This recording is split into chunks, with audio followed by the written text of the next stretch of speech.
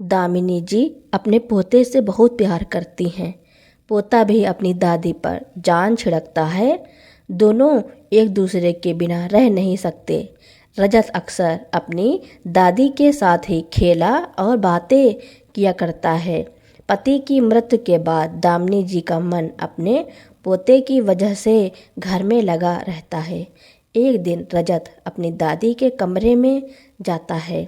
दादी दादी पुकारता है, लेकिन दादी कहीं नहीं दिखती हैं। मम्मी, दादी कमरे में नहीं है। रजत ने आकर अपनी मम्मी राधिका से कहा, होगी बाथरूम में, आवाज़ दो, बाहर आ जाएंगी। तुम्हें उनसे क्या काम है, जाओ अपना खेलो। राधिका ने कहा, मम्मी, मैंने बाथरूम में भी देख लिया पर वह कहीं नहीं है। मैंने पूरा घर यहाँ तक कि आंगन भी देख लिया पर दादी कहीं नहीं है। रजत ने कहा, ओहो, जैसा यह वैसी इसकी दादी, रुको मैं देखती हूँ। यह कहकर राधिका मम्मी मम्मी करके आवाज़ देने लगती हैं, पर दामिनी जी को वह भी नहीं ढूंढ पाई। फिर उसने मन में बड़बड़ाते हुए कहा, कहाँ चली गई यह बुढ़िया? कल बेटी आने वाली है, सुन लिया है ना, इसलिए यह सारा नाटक कर रही हैं। उसके बाद राधिका ने अपना फ़ोन निकालकर अपने पति योगेश को कॉल लगाया और कहने लगी, सुनो जी, मम्मी जी घर पर नहीं है, पता नहीं कहाँ चली गई। क्या मम्मी घर पर से निकलती कहाँ हैं? अच्छे से देखो, वहीं होंगी या फिर पार्क गई होंगी माँ। योगेश के यह कहने पर राधिका कहती है, पार्क जाती तो मुझे बता कर जाती हैं, और पार्क भी मैं देख आई, वहाँ भी नहीं है। रुको मैं आता हूँ। अरे उन्हें ढूंढना होगा, कल दीदी भी आ रही हैं, कहीं उनको पता चल गया तो फिर समझो हमारा इतने दिनों का सपना धरा का धरा रह जाएगा। योगेश ने कहा, पता नहीं कहाँ चली गईं और न जाने क्या कर रही होंगी। जानबूझकर यह नाटक कर रही हैं। उन्हें पता जो लग गया है कि रोमा दीदी घर आ रही हैं। सुनो जी, कहीं दीदी के पास ही तो नहीं चली गई ना, हमारे प्लान को बिगाड़ने के लिए? राधिका ने कहा, हाँ, इसीलिए तो उन्हें जल्द से जल्द ढूंढना होगा, वरना गजब हो जाएगा। योगेश ने कहा। योगेश और राधिका अपने अपने तरीके से दामिनी जी को ढूंढने लगे, पर उन्हें दामिनी जी का कुछ पता नहीं चला। शाम हो गई। दोनों परेशान होकर बस यही सोच रहे थे कि कहाँ ढूंढें दामिनी जी को। तभी दरवाजे की घंटी बजी। राधिका गुस्से में दरवाजे की ओर भागती है और सोचती है, आज तो इस बुढ़िया की खैर नहीं। पर जब दरवाज़ा खुलता है तो उसके होश ही उड़ जाते हैं, क्योंकि दरवाजे पर योगेश की बड़ी बहन रोमा खड़ी थी। उसे देख राधिका हकला कर कहती है, अरे दीदी आप, पर आप तो कल आने वाली थी ना, मुझे क्यों देखकर खुशी नहीं हुई क्या? अब अपने ही घर में आने के लिए तुम्हारी मंजूरी लेने पड़ेगी मुझे, रोमा ने कहा। रोमा की इस बात से राधिका थोड़ा चौंक जाती है, जिस पर रोमा तुरंत कहती है, अरे मजाक कर रही थी, वह क्या है ना, बच्चों की छुट्टियां आज से ही शुरू हो गई तो सोचा आज ही यहाँ आ जाती हूँ। वैसे भी यहाँ रहने के लिए गिन के तो दिन मिलते हैं, तो एक दिन भी बेकार क्यों गंवाऊँ मैं, इसीलिए आज ही चली आई। अब क्या करें, सारे सवाल यहीं कर लोगी, अंदर नहीं चलने के लिए कहोगी? चलो अंदर। और मम्मी कहाँ हैं? मम्मी मम्मी कहाँ हैं आप? दीदी जरा बैठकर सांस तो ले लो, अभी अभी सफ़र करके आई हो। योगेश ने अपनी बहन रोमा से कहा, तू चुप रह, मैं जानती हूँ तुझे मेरी आवाज़ से चिढ़ होती है, पर मैं तुझे नहीं अपनी मम्मी को आवाज़ दे रही हूँ। मम्मी कहाँ हैं आप? मेरे इतनी आवाज़ देने पर भी आ क्यों नहीं रही है? रोमा ने कहा, दीदी वह क्या है ना, मम्मी जी सुबह पार्क गई थी, उसके बाद से वह घर ही नहीं लौटी हैं। मैं और आपके भाई कब से उन्हें ही ढूंढ रहे हैं। राधिका ने कहा, क्या यह कैसा मजाक है? मम्मी घर पर नहीं आई? मतलब तुम दोनों ने पार्क जाकर देखा या नहीं देखा? ऐसे कैसे मम्मी घर नहीं आई और तुम लोग आराम से घर पर बैठे बैठे आराम कर रहे हो? किस पार्क में गई थी मम्मी?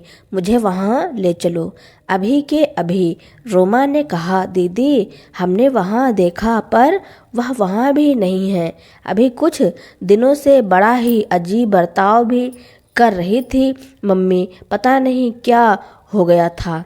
चलो वह तो घर पर ही करती थी जो करना है, पर अब तो हद ही हो गई। ऐसे पता नहीं बिन बताए कहाँ चली गई। योगेश ने कहा, अच्छा तो तुम लोगों का यह कहना है कि मम्मी की दिमागी हालत सही नहीं है? फिर ठीक है, मम्मी से ही पूछ लेते हैं कि वह कैसी हैं।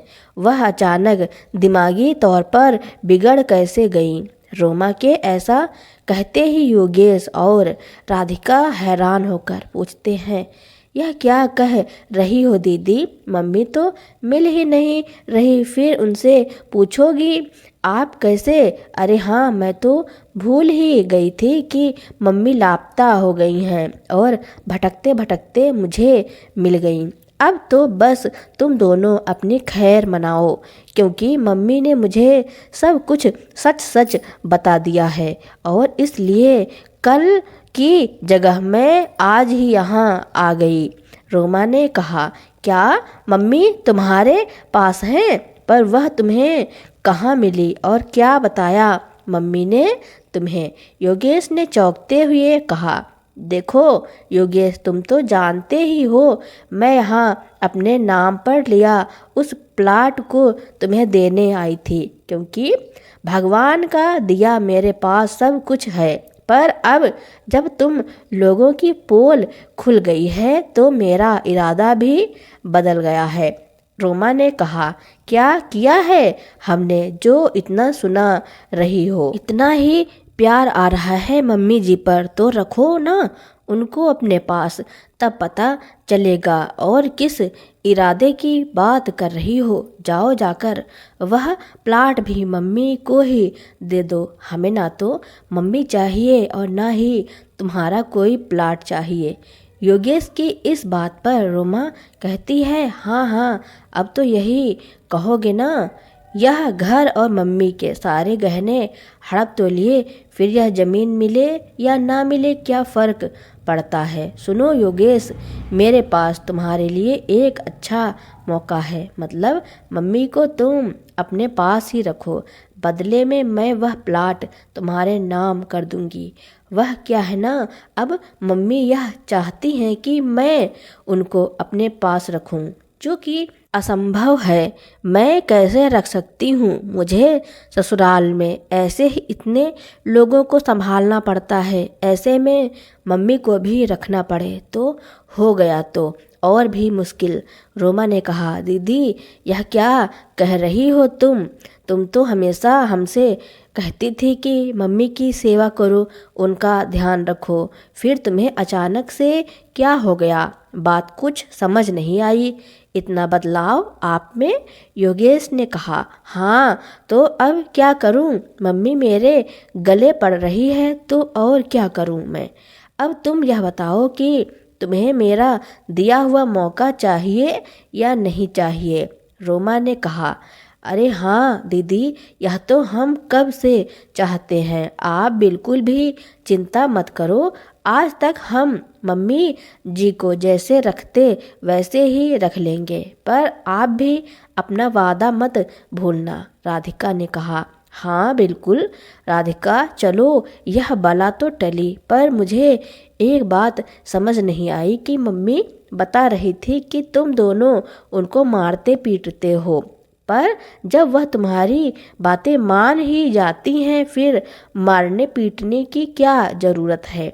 अरे बूढ़ी हैं, कहीं कुछ हो गया तो फालतू तुम लोगों की मुसीबत बढ़ जाएगी। रोमा ने कहा, क्या बताऊं दीदी, कभी कभी इतना दिमाग खराब कर देती है ना कि हाथ अपने आप ही उठ जाता है। अब उस दिन की ही बात ले लो। राधिका ने उन्हें कहा कि आज खाना हम बाहर खाएंगे तो अपना खाना फ्रिज से लेकर खा लेना।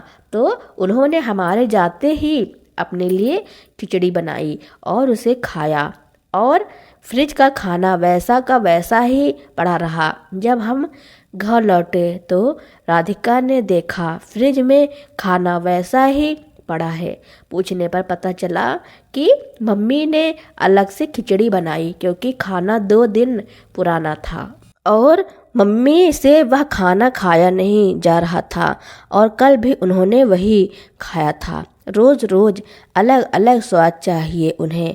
अब बताओ, ऐसे में उन पर हाथ ना उठाए तो क्या करें? योगेश ने कहा। हाँ, क्या यह सच है? मम्मी भी ना बड़ी चालाक है, यह वाली बात तो बताई ही नहीं। बुढ़ापे में इतने नखरे सही नहीं है।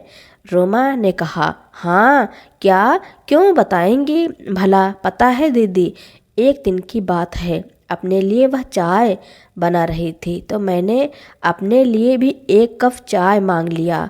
तो इस पर उन्होंने मेरी चाय ना बनाने के चक्कर में अपनी गाढ़ी चाय छानकर मुझे सिर्फ पतीले में पत्ती उबाल कर दे दिया, पर वह मुझे उल्लू नहीं बना सकी।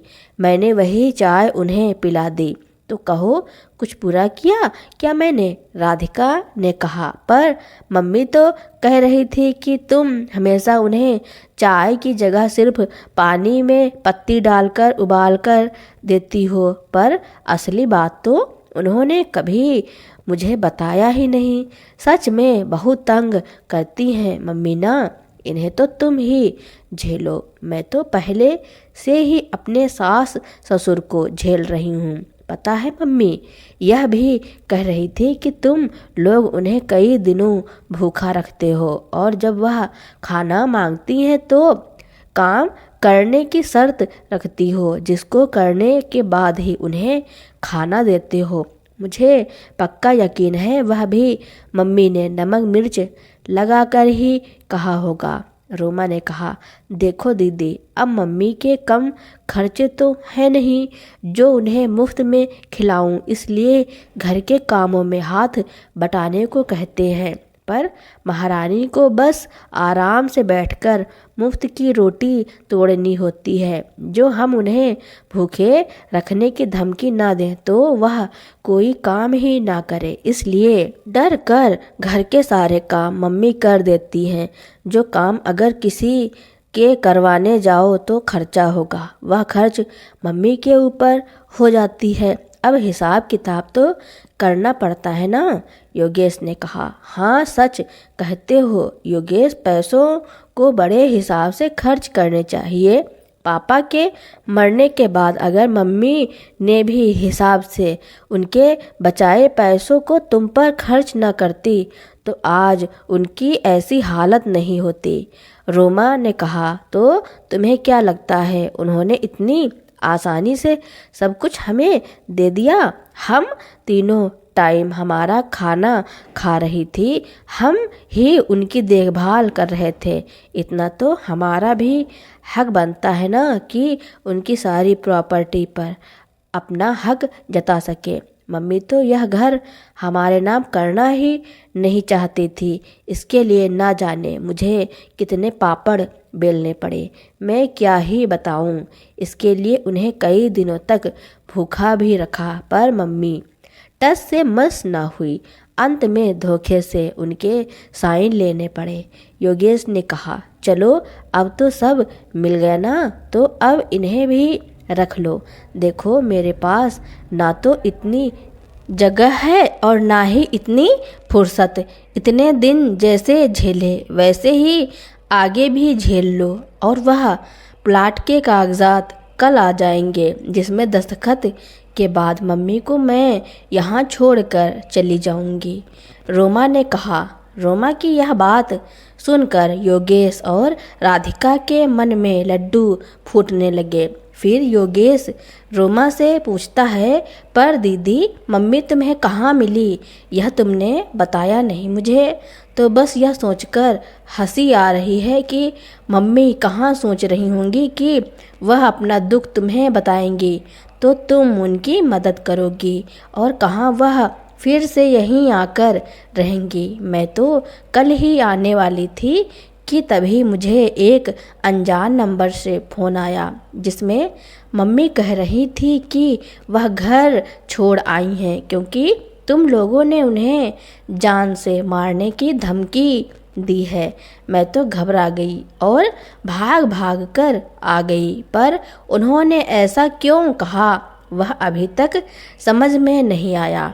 रोमा ने कहा, अरे वह क्या है ना दीदी, मैं बताती हूँ। सुबह उनसे कहा कि पहले घर की साफ सफाई कर लो, फिर नाश्ता मिलेगा। तो इस पर वह कहने लगी, नहीं बहू, पहले कुछ खाने को दे दो, रात को कुछ नहीं खाया था, जोरों की भूख लगी है। जबकि रात को उन्होंने चोरी चुपके से बिस्किट खाई थी। मुझे इस बात पर गुस्सा आ गया और मैंने मम्मी जी से कहा कि अब तो आपके खाने में जहर मिलाकर ही दूंगी ताकि आपकी भूख हमेशा के लिए ही ख़त्म हो जाए।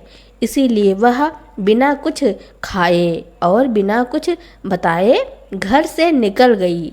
राधिका ने कहा, ओहो अच्छा, मैं तो पता नहीं क्या समझ बैठी थी, यह मम्मी भी ना। चलो अब सब कुछ तय हो गया, मैं कल आती हूँ। रोमा ने कहा। अगले दिन रोमा दामिनी जी और वकील को लेकर योगेश के पास आकर कहती हैं, यह लो मम्मी, और कागजात दोनों को लेकर आई हूँ, जल्दी से कागजात पर साइन करो, और हाँ मुझे धोखा मत देना जैसे मम्मी को दिया। यह नहीं कि प्लाट भी अपने नाम होते ही मम्मी को भी मेरे पास भेज दिया। अरे दीदी ऐसा नहीं होगा, चाहे तो उसके लिए भी यह कागजात बनवा कर मुझसे साइन करवा लेना, तब तो तुम्हें भी भरोसा हो जाएगा और मैं भी धोखा देने के बारे में नहीं सोचूंगा। योगेश ने कहा, हाँ हाँ उसकी चिंता मत करो, मैंने उसके लिए भी कागजात बनवाए हैं। उसमें यह लिखवाया है कि तुम मम्मी की देखभाल करोगे, उसके बदले में मैं अपना प्लाट तुम्हें दे रही हूँ। बस यह बात हम तीनों के बीच में ही रहनी चाहिए, इस बात का भी ध्यान रखना होगा, रोमा ने कहा। फिर एक कागज़ पर रोमा योगेश को साइन करने के लिए कहती हैं, जिस पर योगेश कागज़ को पढ़ना शुरू करता है तो उसे पता चलता है कि यह रोमा के प्लाट के कागजात हैं, जिसमें बारे में रोमा से उसकी पहले ही डील हो चुकी थी।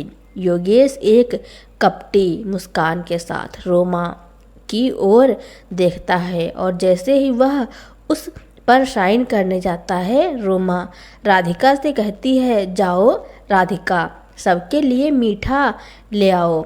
जिस पर योगेश उससे कहता है, यह लो पैसे ले आओ दुकान से। जब योगेश राधिका को पैसे देने थोड़ा सा आगे बढ़ा, वैसे ही रोमा ने झट से उस कागजात को बदल कर दूसरे कागजात रख दिए, जिसके बारे में योगेश को बिल्कुल भी पता नहीं चला और उसने उस कागजात पर साइन कर दिया। यह लो दीदी, कर दिया मैंने साइन, अब तुम कर दो।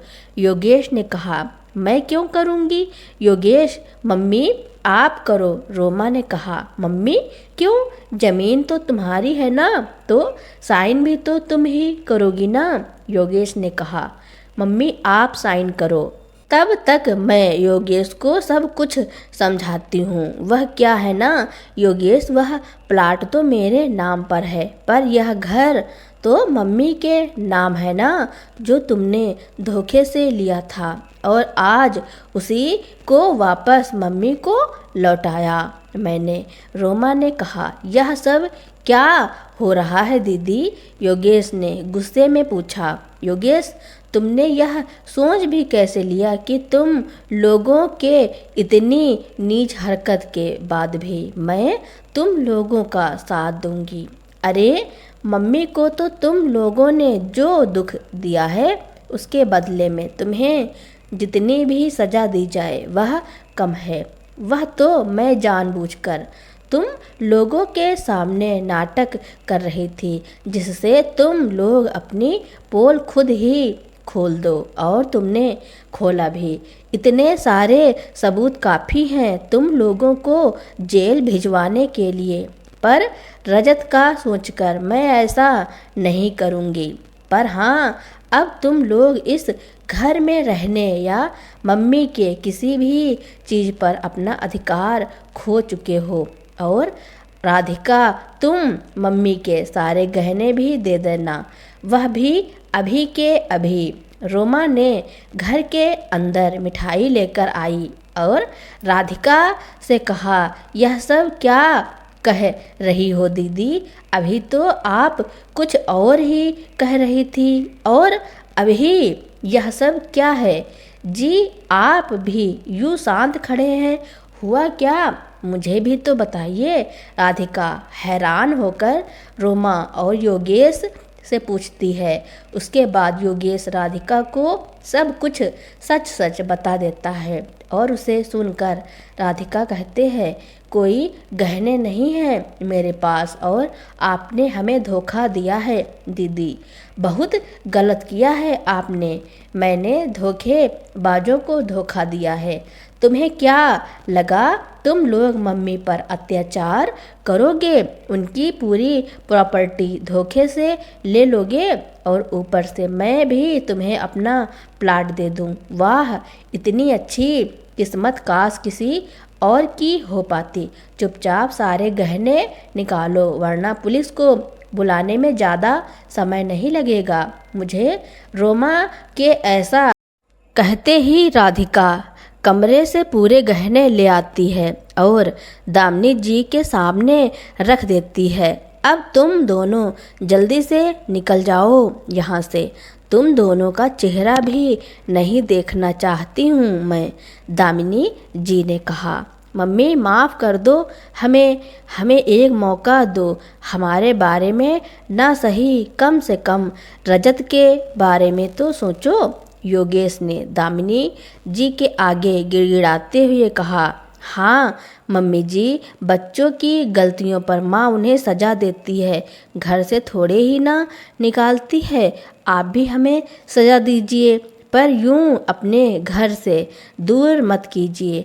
राधिका ने कहा, बस करो तुम दोनों यह नकली आंसू बहाना, अब मुझ पर कोई असर नहीं करेंगे। उस वक्त यह दर्द कहाँ गया था जब मेरे सामने से खाने का निवाला छीनकर कुत्ते के आगे डाल दिया।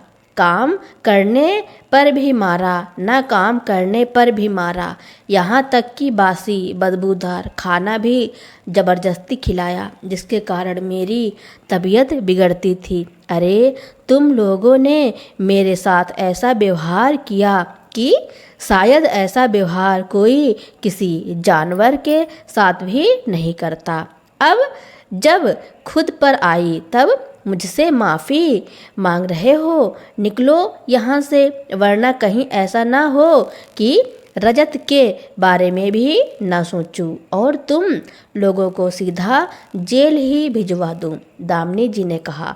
अब दोनों कुछ नहीं बोलते हैं और सीधे घर से जाने की तैयारी करने लगते हैं। जाते जाते फिर से राधिका अपनी सास दामिनी जी के पैर पकड़ ली और माफ़ी मांगती है कि माँ जी, आज के बाद मैं ऐसा आपके साथ कभी नहीं करूँगी। लेकिन दामिनी जी ने अपनी बहू को माफ़ नहीं किया।